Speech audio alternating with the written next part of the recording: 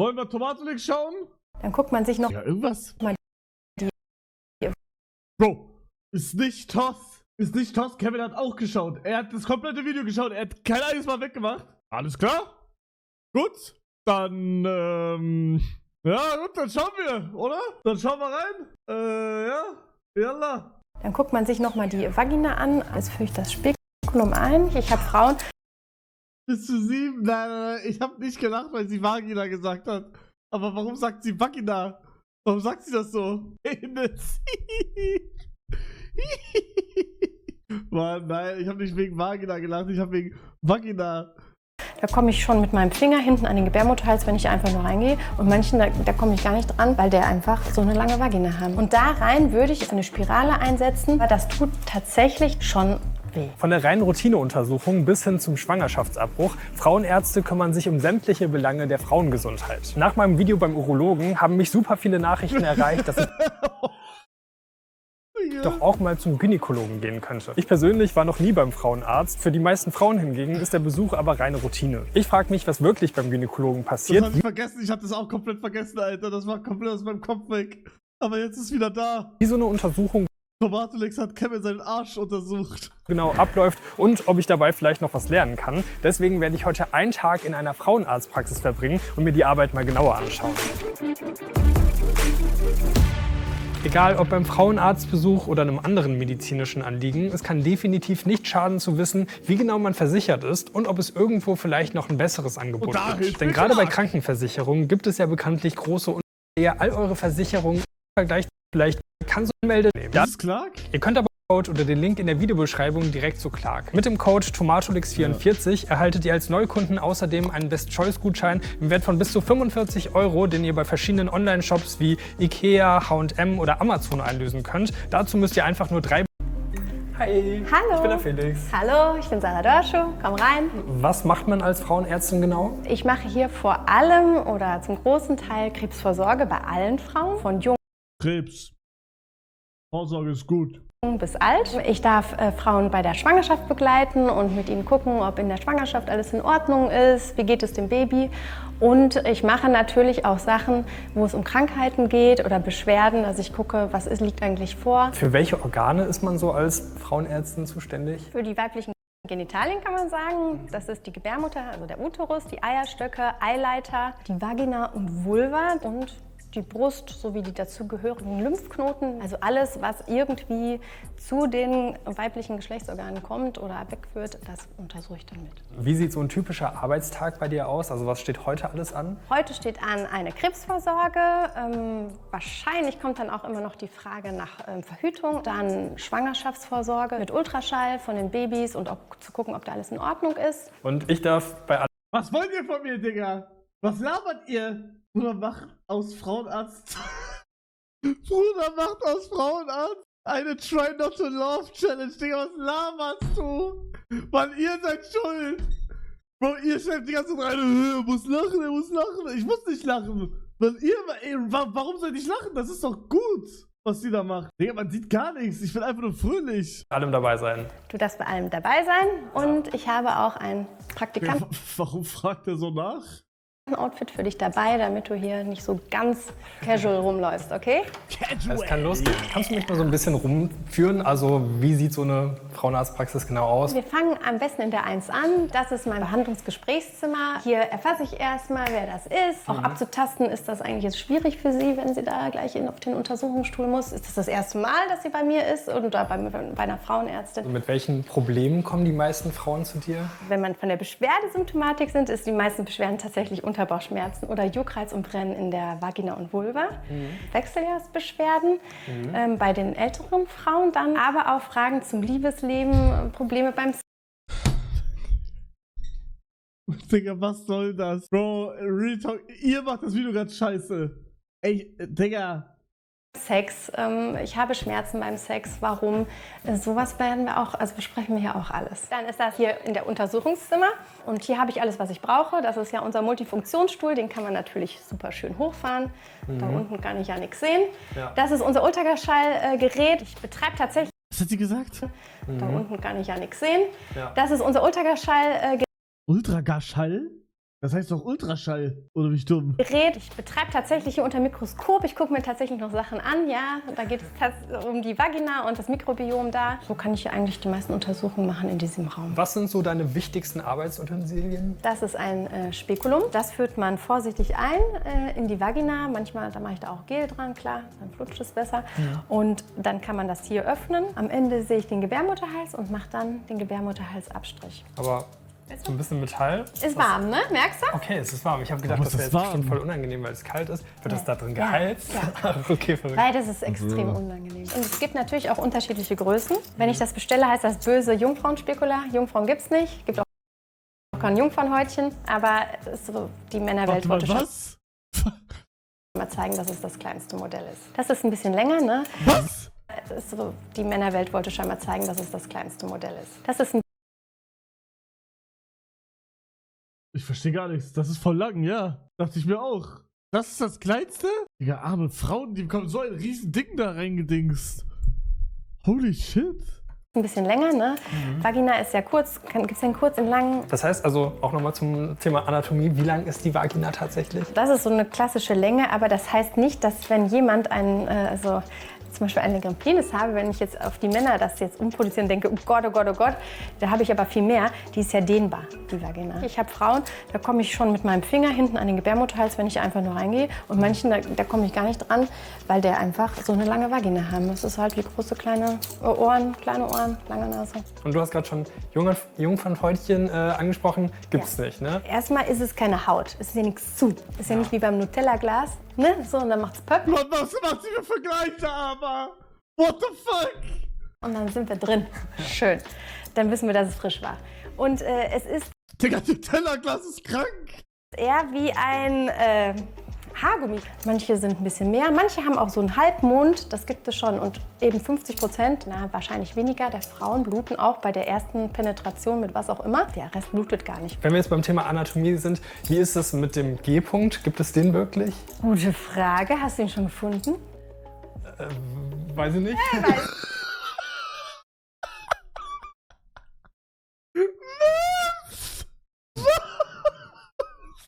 Der Rest blutet gar nicht. Wenn wir jetzt beim Thema Anatomie sind, wie ist es mit dem G-Punkt? Gibt es den wirklich? Gute Frage. Hast du ihn schon gefunden?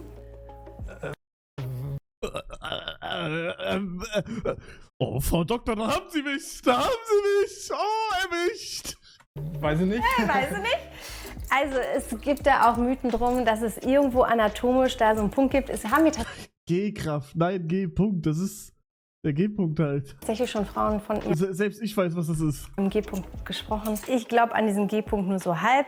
Wenn hier eine Frau den hat, bitte, dann darf der auch bedient werden. Aber ich kann ihn in der Untersuchung. Claire, ja, das ist halt ein Punkt, dass wenn du da gefickt wirst, dass das halt geil ist. Danke, kein Problem. Nein, aber das ist halt der Punkt, der sich am geilsten anfühlt. Wir haben den im Arsch. Wenn ihr mal euren Finger in euren Arsch steckt und den so ein bisschen so macht, dann ist da unser G-Punkt.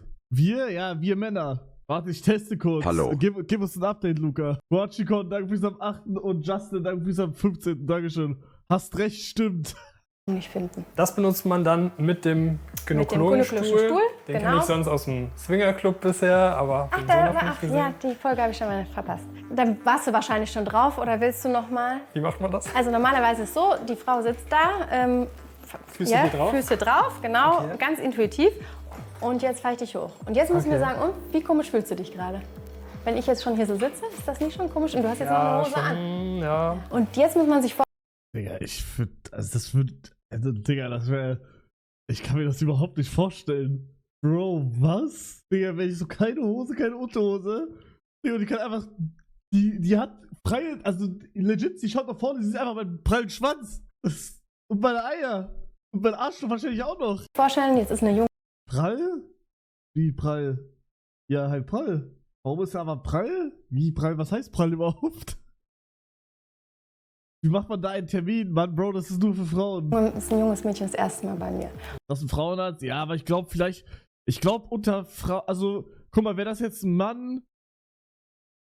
Ja, doch, ich glaube, das passt. Also, wäre das ein Mann, dann wäre ich, glaube ich, ticken chilliger. Und anders bei Frauen. Wenn das jetzt eine Frau ist, sind die halt chilliger drauf, wie wenn das jetzt ein Mann ist. Versteht ihr? Also wahrscheinlich. Und muss das machen. Das ist schon nicht so easy. Aber wie schaffst du das dann so, die Scham zu nehmen? Ich glaube, dadurch, dass ich vorher schon mit denen gesprochen habe, dann, dass ich die wirklich frage, ob sie es wirklich wollen und ihnen anbiete, auch es jederzeit abzubrechen, die Untersuchung, wenn was so unangenehm ist. Manchmal sage ich, wenn wir eine Ultraschalluntersuchung vorhaben, ob sie die selber den Ultraschallstab einführen wollen. Wenn man denen ihren Raum lässt, wo sie selbstbestimmt handeln dürfen, ich glaube, dann klappt das immer ganz gut. So, Felix, unsere erste Patientin ist da. Die könntest du jetzt gerne mal rein. Oder bitte, Luca, wichtiger, haltet die Fresse, bitte. Oh mein Gott, Alter. Bro. Alles klar. So, guten Tag. Sie können gerne einmal mitkommen. Behandlungsraum 2, bitte. Hallo. Heute gucken wir mal nach Ihrem Baby. Wie immer legen Sie sich hin. Baby? Du müsstest einmal das Licht ausmachen, weil wir sind ja jetzt im Ultraschall. Dann geht's mal los. Das ist vielleicht ein ganz klein bisschen kühl. Da braucht man immer viel Gel. Verschmiert man das so, dann sieht man es schon. Was du gleich finden musst, da kannst du ja erahnen. Das ist nämlich schon Alter, die ist aber jung. Wie jung ist die? das Herz. Da hört man es. Crazy. Das ist der Mund. Digga, genau das Geräusch ist das Geräusch, was ich euch letztens beschrieben habe beim Herzarzt. Oh mein Gott, Bro. Stell dir vor, du gehst zu so einem Herzarzt und du hörst das. Nur viel lauter noch. Viel lauter und viel ekelhafter. Du bist schwanger? Nein, aber wegen meinem Herz. So hört sich das Herz halt an. Da hört man es. Crazy. Das ist der Mutterkuchen. Hier, siehst du? Der Kopf. Kuchen? Hat sie Kuchen Ist das, da gegessen? siehst du, guck mal, das ist ein Auge. Das sieht man aber, was das war. Ja, ist das so ein Händchen. Ja, und dann ist das die Stirn und Ja, die Nase. Ja, genau, und da kommt das Mündchen. Und dann scrollt man die praktisch durch, indem man den Kopf einstellt, die Hirnstruktur. Digga, WW. Bro scrollt durchs Baby, das ist crazy. Und dann scrollt man die praktisch durch, indem man den Kopf einstellt, die Hirnstrukturen. Willst du mal versuchen, das Herz einzustellen? Ja. Und kannst mal gucken. Okay. Also das ist ja auf jeden Fall der Kopf. Super. Digga, was für Herzeinstellungen? Die machen gerade Settings für Baby. Lurik, danke bis am 43. Dankeschön. Guck mal, jetzt kommt noch tiefer. Geh mal tiefer. Digga, ich hab schon wieder... Bro. Ihr seid schuld. Ihr seid schuld. Ich hab irgendwas mit meinem Headset gemacht und jetzt geht das nicht mehr richtig. Tiefer. Ja. Und jetzt scrollst du das da rein ins Herz. Ja. Und dann kannst du gucken, ob das rhythmisch ist, das Herz. Der Herzschlag. Und, was würdest du sagen? Das sieht doch sehr rhythmisch aus. Super. Alle Organe, sieht man schon, sind angelegt, die man mein sehen Gott. muss. Der erste Blick ist schon mal perfekt. Also was gäbe es jetzt? Angelegt, die man sehen muss. Der erste Blick ist schon mal perfekt. Also was gäbe es jetzt für Sachen, die irgendwie ja, schief gehen können? Was man da sehen kann zum Beispiel ist, das Kind, das ist gar nicht gut gewachsen, das ist viel zu klein für seine Schwangerschaft. Ja, schief gehen können. Was man da sehen kann zum Beispiel ist, das Kind, das ist gar nicht gut gewachsen, das ist viel zu klein für sein Schwangerschaftsalter. Wenn man im Hirn, das habe ich natürlich auch schon mal gesehen, irgendwelche, kann man auch schon Tumoren haben oder Auffälligkeiten, die vielleicht auch dann für eine Behinderung des Kindes sprechen würden, ne, wo sich dann Eltern große Sorgen machen. Aber im Großteil muss man sagen, macht die Natur es echt richtig. Aber wie ist das dann für dich, wenn du dann mal so eine schlechte Nachricht überbringen musst? Weil ich kann mir vorstellen, das ist ja dann schon nicht so leicht, oder? Ich habe ja das Glück, Gynäkologin zu sein, ich habe super viele schöne Sachen. Ne? Die meisten sind nur schlechte Nachrichten am Verbreiten, wie die Neurologen. Ich ja nicht. Ich kann sagen, alles super mit dem Kind, wird ein Mädchen, super schön. Und da gehört natürlich dazu, auch mal zu sagen, ja, leider hat sich die Schwangerschaft nicht weiterentwickelt oder ja, sie haben Krebs.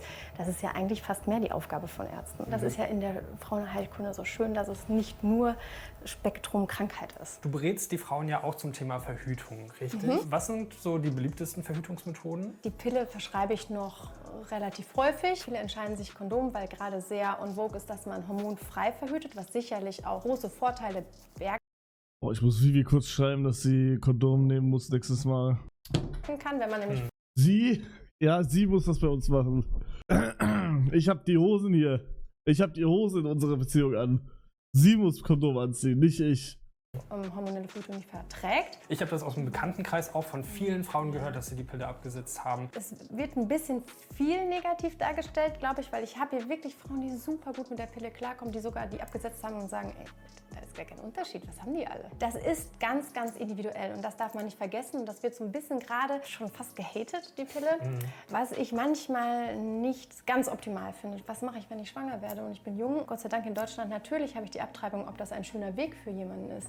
Sicherlich nicht. Abtreibung. Aber wie gesagt, es gibt Frauen, die sagen, totaler Aha-Effekt, Pille abgesetzt, endlich Stellt euch vor, ihr seid 22 und eure Freundin wird schwanger. Was würdet ihr zusammen tun? Wegrennen, Milch holen, Adoption, Abtreiben.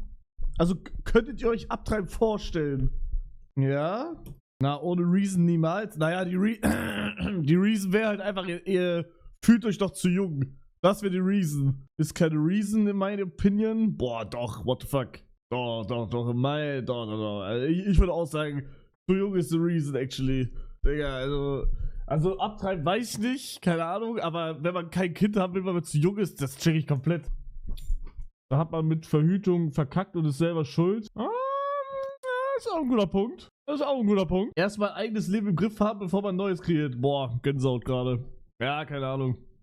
Wieder Libido, keine Stimmungsschwankungen mehr. Ich bin schon 5-mal schwanger geworden. Und deswegen muss man gucken, was möchte die eigentlich, die Patientin. Und ich zeige dir ja immer den Pearl-Index, das kennst du wahrscheinlich. Ja. Genau, wie sicher eine Verhütungsmethode ist.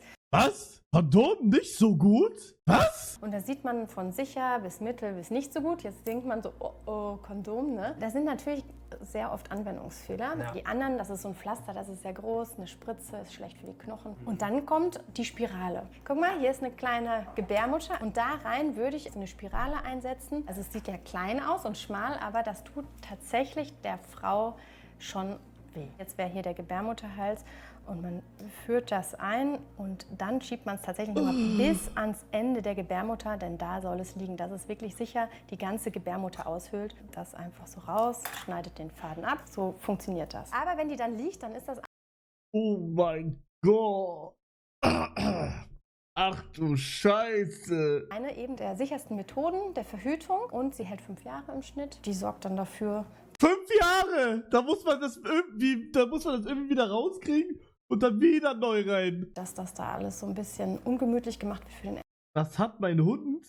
Was? Embryo. Was ich jetzt immer häufiger höre, ist, dass Frauen auch irgendwelche Apps benutzen, um den Zyklus zu tracken und auch damit zu verhüten. Das war tatsächlich leider dieses Jahr schon der Fall, dass ich eine Verhütungsberatung gemacht habe und dann eine eher junge Frau tatsächlich zu mir kam mit komischen Unterbauchschmerzen und dann habe ich einen Ultraschall gemacht und war sehr erstaunt, sie dann auch, dass sie schwanger war. Oh mein Gott! Ach du Scheiße! Hat sie mir gesagt, dass sie mit der App verhütet und sie ja geguckt hat. Digga, was für mit der App verhüten? Was juckt sie? Also ich kenne die App, da steht so, ob man gerade, wie das Level an Fruchtbarkeit gerade ist. Aber Bruder, bitte verhütet nicht mit der App, Digga. Bitte! Das ist so eine App, da trackst du halt, wann du, woher kennst du die App? Digga, ich hatte auch schon mal eine Freundin. Fickt euch.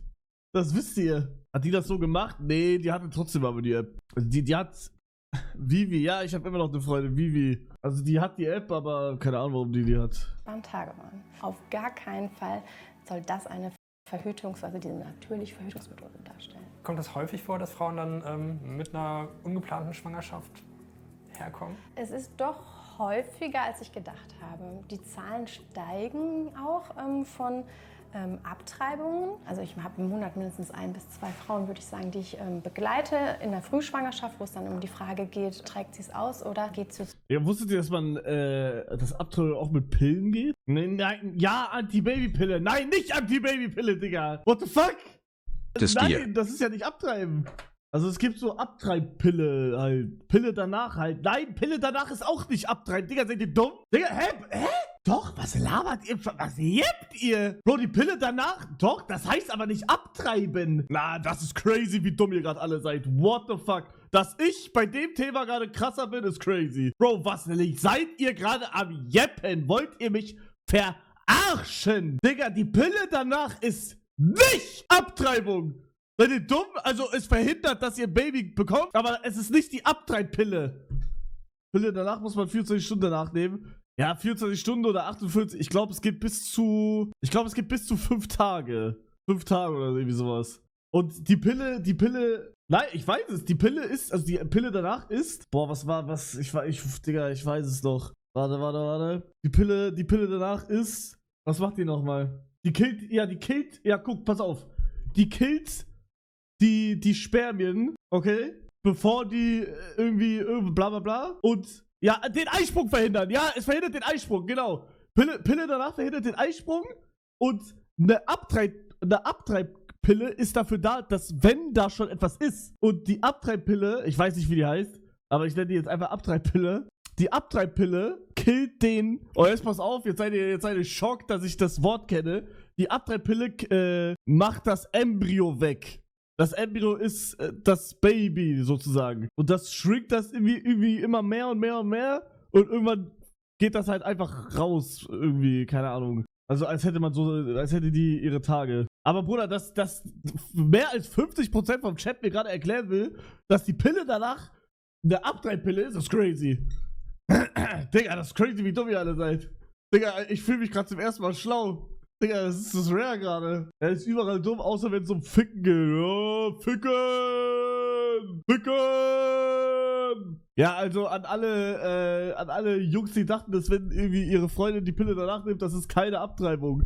Das verhindert, dass ihr eine Abtreibung machen müsst. Oder dass ihr ein Baby bekommt halt einfach. Zu jemandem, einem Arzt, sind in Bonn ganz gut aufgestellt, haben 2 Ärzte, die das durchführen und eben eine Abtreibung durchführen. Warum bietest du das jetzt zum Beispiel dann nicht an? Ich bin gar nicht ein Abtreibungsgegner, auf gar keinen Fall. So der Wunsch ist dann Verhindert das, aber nicht sicher. Ja, ihr checkt. durchzuführen, wo es jetzt 2 Kollegen gibt, die das machen, ist jetzt auch noch nicht in mir aufgekommen. Gut, jetzt ist die nächste Patientin da. Die kannst du jetzt einmal holen, bitte. Alles klar. So, hallo Nina, einmal Ja. bitte. Genau, dann kannst du dich hier gerne einmal hinsetzen. Hallo.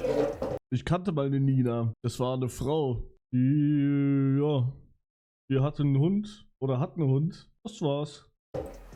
Warum kommen Sie heute zu mir? Genau, also ich komme eigentlich nur zur Kontrolle und ich würde gerne die Spirale einmal checken lassen und die Krebsvorsorge, ja. Seit wann haben Sie die Spirale? Seit Juli letzten Jahres. Und wie war es einsetzen? Kurz und schmerzhaft. Ja. Probleme damit, Aua. mit Blutungen, Schmerzen, Nee, irgendwas? alles gut. Okay, Ja. schön. Dann gehen wir rüber. Zuerst einmal untenrum frei machen, dann können Sie hier auf dem Stuhl Platz nehmen. Ja. So, das hast du ja schon kennengelernt. Das nutze Ja. ich natürlich jetzt wieder. Das sind die Abstriche für den Gebärmutterhals. Also was genau für Abstriche Ja, dass ich das mir gerade anschauen kann auf Twitch ist crazy. werden jetzt gemacht? Genau, jetzt wird Digga, dass sie das so mit Kamera und alles zugesagt hat, das ist noch crazier.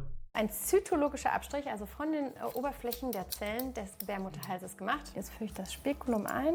Das heißt, wonach schaust du da jetzt konkret? Ich gucke mir den Gebärmutterhals an, gibt es da schon so Auffälligkeiten? Manchmal, also das erwarte ich jetzt nicht, sie geht jedes Jahr zur Krebsvorsorge, aber ich habe tatsächlich in so einer Einstellung schon mal einen Gebärmutterhalskrebs gesehen. Und jetzt mache ich einen Abstrich. War okay? Alles gut, ja. Okay, dann guckt man sich nochmal die Vagina an, aber auch keine Probleme. Und dann führt man das schon wieder raus. Wie ist das so für dich, zum Frauenarzt zu gehen? Also ist das irgendwie unangenehm oder so? Also ich meine, gerade als Frau, man macht das ja schon seit recht früh. Also ich gehe seitdem ich 16 bin, einfach auch für Verhütung und alles. Und ich glaube, das ist ein bisschen normaler, als wie vielleicht für einen Mann zur Vorsorge zu gehen. Und klar, es fühlt sich manchmal ein bisschen unangenehm an, aber es hat ja eigentlich einen guten Zweck. Gut, ich lasse den Stuhl jetzt ein bisschen Ja. wieder tiefer, weil jetzt mache ich die bimanuelle Untersuchung, heißt das. Ich führe jetzt gleich den Zeigefinger ein und da tastet man einfach die Gebärmutter. Ist die übermäßig groß? Gibt es da Schmerzen oder große Zysten oder sowas? Kann man eigentlich auch gut tasten. So, jetzt hatte sie gerade den Wunsch nach der Lagekontrolle der Spirale. Und dann würde ich dich einmal bitten, das Licht nochmal auszumachen. Ja. So, ich führe den Ultraschall ein. Es ist ein bisschen kalt, da ist Gel dran. Da ist die Gebärmutter, jetzt machen wir erstmal groß. Die Gebärmutter ist so ein bisschen birnenförmig. Und was fällt dir jetzt auf? Was siehst du von den ganzen Grau- und Weißtönen? Was fällt da ganz besonders auf? So, Ja, doch, jetzt? da ist was zu sehen. Das wird ja wahrscheinlich die Spirale sein. Also perfekte Lage der Spirale, also da ist sie sicher. War das jetzt irgendwie unangenehm für dich? Also nicht unangenehm, ich meine, das Ultraschall, das ist ja schon ein bisschen größer. Bruder, mir ist unangenehm, wenn da irgendwer mich filmt, Alter. Sorry. Man merkt natürlich, dass da jetzt was drin ist, aber es ist bei weitem nicht unangenehm. Was schaust du dir da jetzt konkret Ich an? gucke, genau, man sieht erstmal, in welchem Zyklusstadium es ist, weil was je guckt nachdem, sie? wie die Zellen aussehen, sind die groß oder wenn die zum Beispiel von älteren Frauen, dann werden die so schmal und atroph oder eben, ob Pilzsporen zu sehen sind. Also da sieht man dann so eine klassische Pilzinfektion. Kann man Eizellen. sagen. Genau. Wir haben jetzt Gott sei Dank einen Normalbefund und da sieht einfach, die Zellen sind ganz normal. Den Gebärmutterhalsschleim, der riecht auch nicht, ne? Dann weiß man eigentlich schon meistens, dass alles in Ordnung ist. Also da kann man dann zum Beispiel am Geruch auch schon viel erkennen. Ja, also das ist nicht so, die setzt sich hin und die riecht es, so schlimm ist das nicht, Ja, ja. aber schon nach der vaginalen Untersuchung mit dem Finger, dann riecht man das schon und kann manchmal wirklich zuordnen, worum es sich handelt. Oh, das stinkt ja. Wie ist das dann für dich? Also Ich meine, du hast ja wahrscheinlich schon alles gesehen. Du ekelst dich dann wahrscheinlich nicht davor, oder? Also man muss sagen, ich habe noch keine einzige eklige Untersuchung in meinem Leben gehabt. Alle fragen ja immer und so. Also Ja. klar, wenn da mal ein Tampon länger drin ist, das riecht schon sehr, sehr extrem, aber eklig. Also ich muss sagen, Zahnarzt wäre ich unlieber. Wenn in der Gebärmutterhalskrebsvorsorge, in diesen Abstrichen, die die Frauen alle machen, eine Auffälligkeit gibt, werden die dann mit so einer Lupe den Gebärmutterhals mir anschaue und nehme tatsächlich auch Proben richtig. Was ist denn so die häufigste Krebsart, die bei dir hier vorkommt? Die Nummer 1 ist tatsächlich der Brustkrebs. Ne? Jede achte Nein. Frau erkrankt an Brustkrebs. Das Nein. ist schon relativ viel. Es ist Gott sei Dank gut heilbar und wir untersuchen ja alle Frauen mit einer Abtastung eben durch mich. Aber wir leiten die auch an. Und wenn du mal Lust hast, wir haben ein Modell besorgt und da kannst du mal gucken, Tomatolix wie das ist, Video. deine Brüste Beste. abzutasten. Du kannst dir das dann umhängen und gucken. Was? Da sind so kleine Knoten versteckt, ob du die denn alle findest. Aber wie ist das? Männer können theoretisch auch Brustkrebs Richtig. Das ist crazy. Es gibt ja einen Gendefekt, der auch bei Männern Brustkrebs hervorrufen kann. Immer noch so deutlich seltener als bei uns. Ihr habt ja auch ein bisschen Brustdrüsengewebe und ihr habt Brustwarzen. Also natürlich gibt es was zu beachten. Hast du... Bruder, was macht der? Was macht der? Nee, du hast gar und ihr habt Brustwarzen. Also natürlich gibt es was zu beachten. Hast du... Achso, er tastet ab, okay. Sorry, das sah mit der Zensur sah das so aus, als würde er die Nippel da irgendwie, checkt ihr? Das sieht ein bisschen komisch aus mit der Zensur. Du hast gar keinen Plan. Natürlich ist ein Mann. Hat dir auch noch keine Frauenärztin gezeigt. Genau. Man macht das mit den 3 Fingern. Ich fange außen an und dann geht man in kreisenden, leichten Bewegungen, gehe ich immer zur Brustwarze und das von außen nach innen. Und eben nicht nur so, das ist man gar nichts. Also deswegen diese 3 Finger in kreisenden Bewegungen. Dann schaue ich mal, ob ich was finde. Also, ich glaube, hier unten ist zumindest so ein kleiner Hubbel. Ja, super. Hast du gefunden. Den ersten gefunden. Ja, nicht schlecht. Okay, ist da noch mehr versteckt? Ja. Wie häufig sollte man seine Ja. Brust abtasten? Ich sage den Frauen immer einmal im Monat, am besten in der Woche nach der Periode. Dann macht man das am besten auch vom Spiegel. Wir haben ja auch Augen, wir gucken. Gibt es Veränderungen? Sind die Auch im Plastik zensiert? Ja, das check ich auch nicht ganz. Aber wahrscheinlich sehen die so echt aus, dass sie das zensieren müssen. Brustwarzen vielleicht gar nicht so draußen? Ist eine auf einmal drin? Also das heißt, wenn ihr eine Brust Nippel ist Nippel? Ja, aber Plastiknippel ist ja Plastiknippel. habt, einmal im Monat Brust abtasten. Also ich kann ja auch meinen Nippel einfach zeigen. Hier. Da. Das gleiche gilt auch, wenn ihr einen Hoden habt. Den kann man auch einmal im Monat Das hast du ja schon gelernt, ne? Genau. Hier habe ich einen, hier habe ich 2 gefunden. Ist das richtig? Oder habe ich... Die sind Also 3D-Animation auch. Oh. Guter Punkt. Ja, okay. Den gebe ich dir. richtig, 1-0. es sind sogar insgesamt 5 versteckt. Aber ich fand deine Quote fürs erste Mal abtasten extrem gut. Okay.